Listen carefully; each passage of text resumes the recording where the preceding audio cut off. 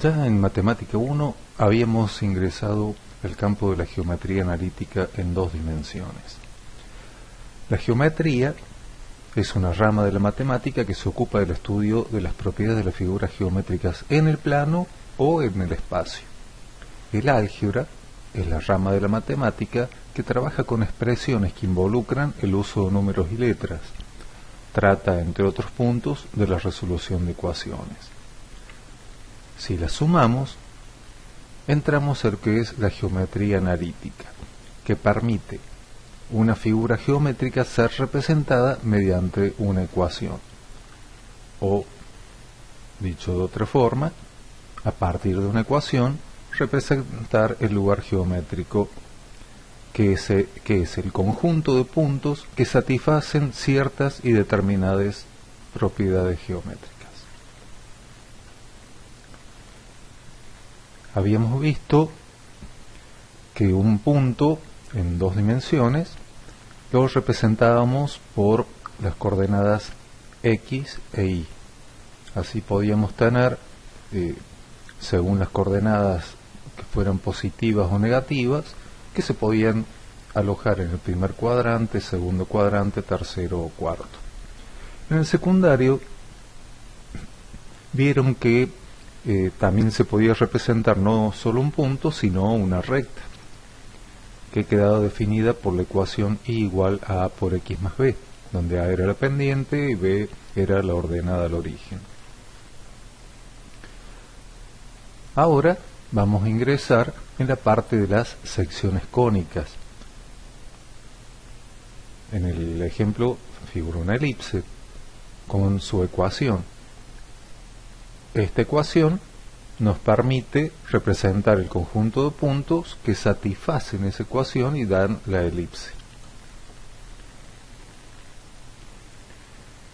Habíamos visto que las rectas de abscisas y ordenadas determinaban al intersecarse cuatro cuadrantes y que todo el punto en el plano poseía dos coordenadas x e y.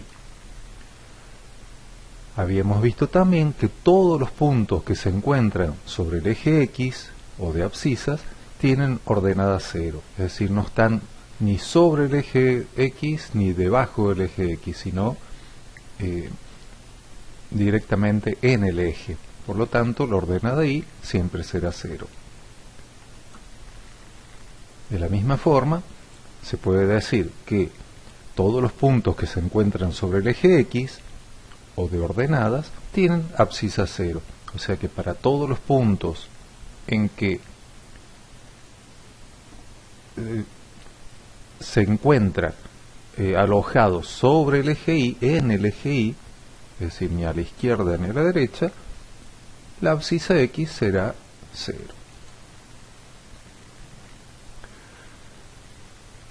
A las secciones cónicas las vamos a clasificar en cerradas, que encierran una porción de plano, y en abiertas, que no encierran una porción de plano.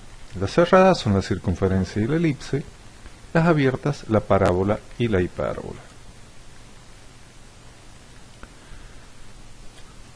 Una superficie cónica es la generada por una recta llamada generatriz. Esta recta se mueve apoyándose en una curva fija, llamada directriz, y pasa siempre por un punto fijo llamado vértice, que no está contenido en el plano de la curva.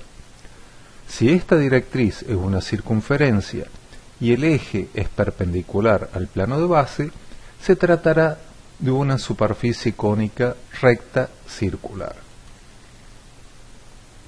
Ahora ya es posible definir las secciones cónicas. Se denomina sección cónica a todas y cada una de las curvas resultantes de las diferentes intersecciones entre un cono doble, recto y circular y un plano secante. Si dicho plano no pasa por el vértice del cono, se obtienen las cónicas propiamente dichas, es decir, la circunferencia, elipse, parábola y hipérbola. Si el plano pasa por el vértice del cono, se obtendrán las llamadas cónicas degeneradas. Fíjense que cuando el plano es perpendicular al eje, lo que se obtiene es una circunferencia. Apenas empieza a ser oblicuo el eje, esta circunferencia se deforma y se torna en una elipse. Cuando el plano es paralelo a la generatriz, da una parábola. Ahora, cuando el plano ya corta a los dos conos, ahí se obtiene la hipérbola. Nosotros veremos únicamente el caso referido a la hipérbola en que el plano es paralelo al eje.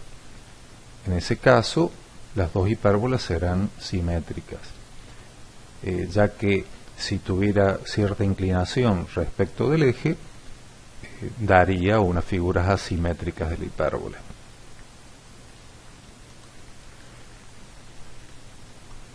Lo primero que vamos a ver van a ser las secciones cónicas cerradas, donde tenemos, según dijimos recién, la circunferencia, cuando el plano corta todas las generatrices y es perpendicular al eje del cono. Y por otro lado la elipse, que era cuando el plano secante corta todas las generatrices, pero ya no es perpendicular al eje del cono.